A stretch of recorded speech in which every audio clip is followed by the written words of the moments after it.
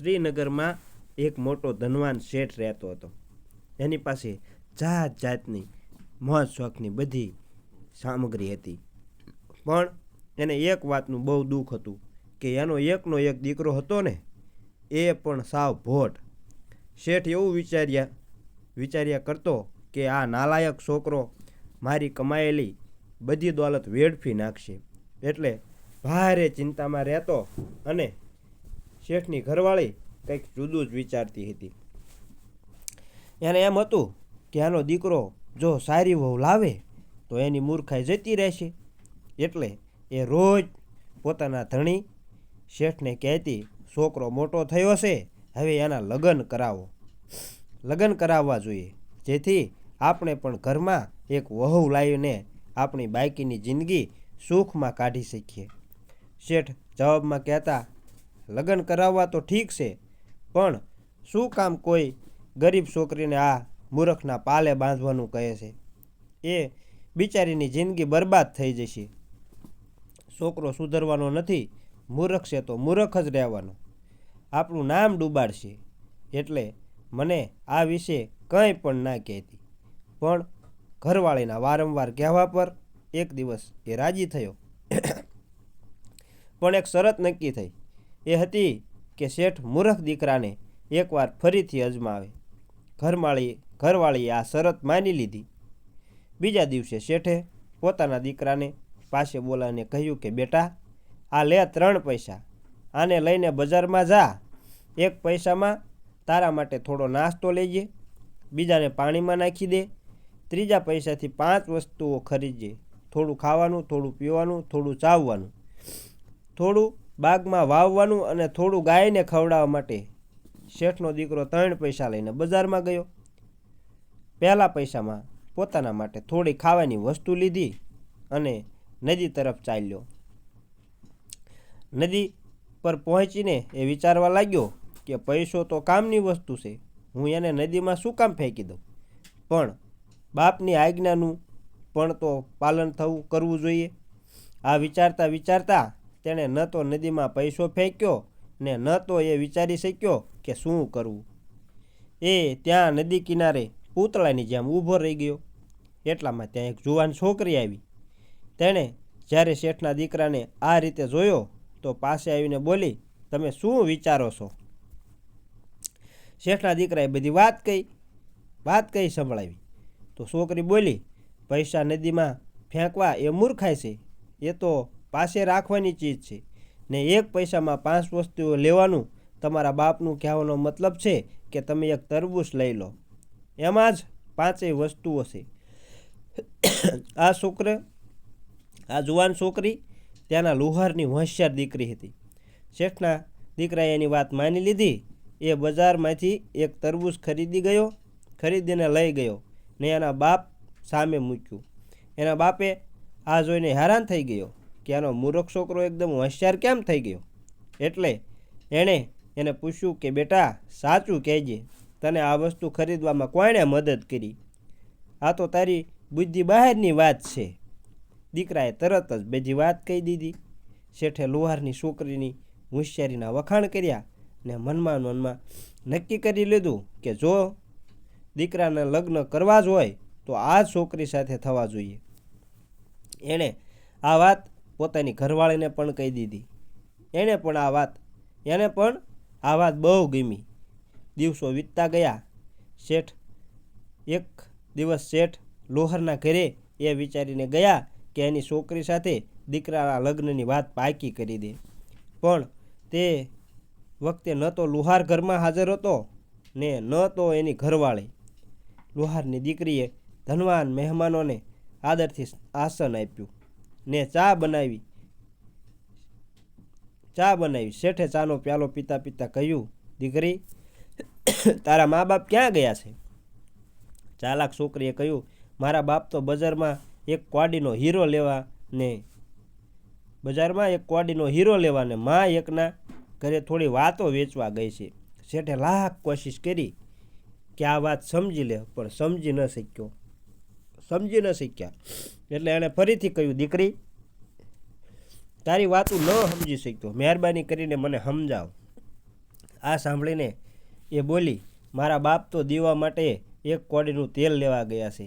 મારી માં કોઈના લગ્ન નક્કી કરવા માટે ગઈ છે. એનો આ મતલબ છે. એટલી વારમાં લુહારને એની ઘરવાળી બંને આવી ગયા. શેઠે એમને પોતાના આવવાનું કારણ કહી સંભળાયું. એ લોકો આ વાત માની ગયા ને મૂરખ શેઠના દીકરાના લગ્ન ચાલાક લુહારની દીકરી સાથે થવાનું નક્કી થઈ ગયું. બીજા દિવસે આખા શહેરમાં આ ખબર ફેલાઈ ગઈ કે શેઠના પોતાના દીકરાના લગ્ન એક લુહારની દીકરી સાથે કરવા જઈ રહ્યા છે. શહેરમાં જાત જાતની વાતો થવા લાગી.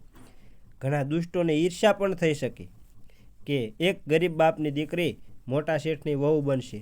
એ લોકો આ સહન ન કરી શક્યા ને એક દિવસ શેઠના દીકરા પાસે જઈને બોલ્યા, જો ભાઈ તું અમીર છે, આ વહુથી જે તું જાણે છે ગરીબ બાપની દીકરી છે, તને દુઃખ થશે. એટલે એને કાબૂમાં રાખવા માટે દરરોજ તારે એને બૂટથી મારવું, એટલે કે જોડો મારતો રહેજે, નહીં તો છેવટે એ તારા માથે સડી બેસશે. દોસ્તની આ વાત એ મૂર્ખે માની લીધી. જ્યારે આ વાતની ખબર લુહારને પડી તો એણે પોતાની દીકરીને વાત પર મજબૂર કરવા ચાહી કે તે આવા મૂર્ખ સાથે લગ્ન ના કરે. પણ એને કહ્યું, હું લગ્ન તો આ શેઠના દીકરા સાથે જ કરીશ. ને આગળ સમજાવ્યું, તમે કોઈ ચિંતા ન કરો, એ જે કંઈ કહે છે એવું ક્યારેય નહીં થાય. હું મારી બુદ્ધિથી બધાના જીવનને સુખી બનાવીશ. થોડા દિવસ પછી મોટી ધામધૂમથી એમના લગ્ન થયા. પહેલી રાત્રે જ મૂરખ શેઠના દીકરાએ પોતાના દુષ્ટ દોસ્તોની સલાહ પર ચાલવાના ઈરાદેથી બૂટ ઉઠાવ્યો ને એવું વિચારીને કે એની ઘરવાળીને એ બૂટ મારે.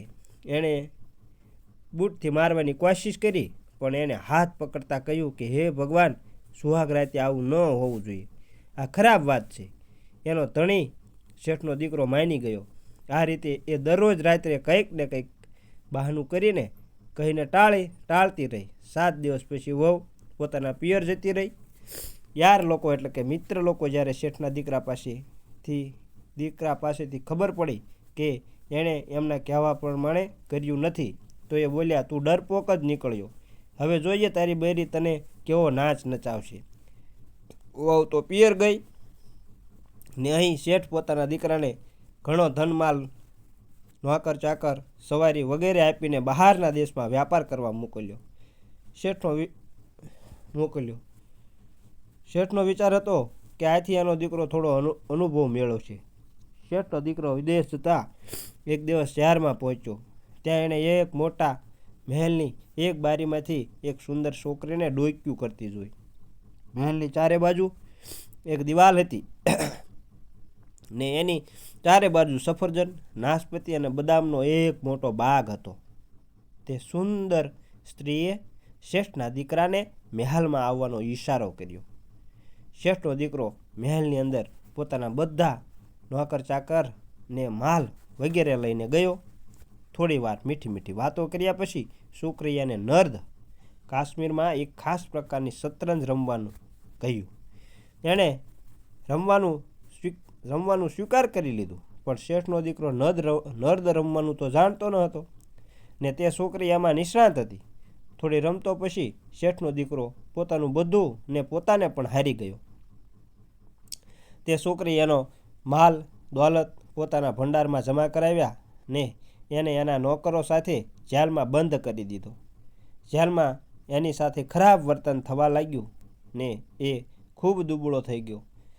જેલની બારીમાંથી એક દિવસ એક રાહદારીને વિનંતી કરી કે એ એની વાત સાંભળી લે. પછી કે જ્યારે કહ્યું કે તે શ્રીનગરનો રહેવાસી છે, તો શેઠના દીકરાએ એને પત્ર લઈ જવા કહ્યું. પછી કે એના પર દયા કરી અને કલમ શાહીને કાગળ લાવી આપ્યા ને એણે 2 પત્ર લખીને એણે આપ્યા. એક પત્ર તો એણે પોતાના બાપને લખ્યો, જેમાં એણે બધી વાત સાચી લખી દીધી, ને બીજો પોતાની પત્ની માટે, જેમાં લખ્યું હતું કે હું હવે ખૂબ ધનવાન થઈ ગયો છું ને હવે જલ્દી આવીને તને ખૂબ બૂટ મારીશ, એટલે કે જોડા મારીશ. પથિક બંને પત્ર લઈને વિદાય થયો. તે બિચારો અભણ હતો. શહેરમાં આવીને એણે પિતાના નામનો પત્ર લુહારની છોકરીને આપ્યો અને એનો પત્ર શેઠને આપ્યો. લુહારની છોકરીએ પત્ર જોયો તો ખૂબ દુઃખી થઈ ગઈ ને અને તરત જ શેઠ પાસે ગઈ. તેણે પણ પોતાનો પત્ર બતાવ્યો. હોશિયાર વહુએ શેઠ પાસેથી માલ દોલત માંગીને તે જ રીતે શહેરથી વિદેશ માટે પ્રયાણ કર્યું અને પોતાનું રૂપ એક શેઠનું બનાવીને તે પણ તે જ મહેલ પાસે આવી. મહેલમાં જઈને તેણે તે સ્ત્રીને નર્દ રમવા માટે પટકારી. તે યુવતીએ નોકરોને લાલચ આપી પોતાના પક્ષમાં પહેલાંથી જ કરી લીધા હતા અને તે યુવતીના દરેક વખતે જીતવાનું રહસ્ય પણ જાણી લીધું હતું. બીજા દિવસે તેણે નર્દની બધી બાજીઓ જીતીને તે યુવતીને પણ જીતી લીધી અને તેણે પોતાની કેદી બનાવી. તે ક્ષણે તેણે પોતાના પતિને જેલમાંથી બહાર કાઢીને તેના કપડાં બદલાવ્યા અને તે તેને ઓળખી શક્યો નહીં. બીજા દી લુહારની છોકરી પોતાના ગામ ભણી ચાલી નીકળી. પહેલી હારેલી છોડીનો બધો માલ દોલત ઊંટને ઘોડા પર લાદી દીધો અને પોતાના ધણીના જેલના લુગડા પણ એક પેટીમાં બંધ કરાવીને પોતાની પાસે રાખ્યા. ગામની બારોબાર પહોંચીને એને પોતાના ધણીને બધો માલ લઈને ઘરે જવા કીધું ને બોલી, તમે ઘરે જાઓ, હું હમણાં ને હમણાં તમારી પાછળ આવું છું. ઘરે પાછા ફર્યા પછી શેઠના દીકરાનું ભારે ધામધૂમથી સ્વાગત થયું.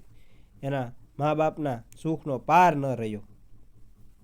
થોડેક ટાઈમ પછી એની ઘરવાળી પણ ત્યાં આવી. મૂરખ શેઠનો દીકરો એવું વિચારીને કે હવે એ બહુ પૈસાદાર થઈ ગયો છે, એકદમ ઊભો થયો અને પોતાના પગમાંથી બૂટ કાઢ્યો. પોતાની ઘરવાળીને મારવા દોડ્યો. એની ઘરવાળીએ એના જેલની નિશાની લુગડાની પેટી જે સાથે હતી લાવી હતી મંગાવી. એને એનું ઢાંકણું ખોલી ને લુગડા કાઢીને એને બતાવ્યા, પણ મોઢેથી કંઈ ના બોલી. શેઠનો દીકરો આ જોઈ હેરાન થઈ ગયો ને બધી વાત સમજી ગયો કે એને છોડાવનારી એની હોશિયાર ઘરવાળી સિવાય બીજું કોઈ નહોતું. શરમાયો ને એણે પોતાની બધી ભૂલોની માફી માંગી લીધી. એના પછી તે બેય સુખેથી રહેવા લાગ્યા. મિત્રો, આમ આ વાર્તા અહીં પૂરી થાય છે. તો અમારી વાર્તા સારી લાગી હોય તો અમારી ચેનલને લાઈક અને શેર કરજો. સાથે સાથે જો ચેનલ પર નવા હોય તો ચેનલને સબસ્ક્રાઈબ પણ કરી લેજો. જય માતાજી.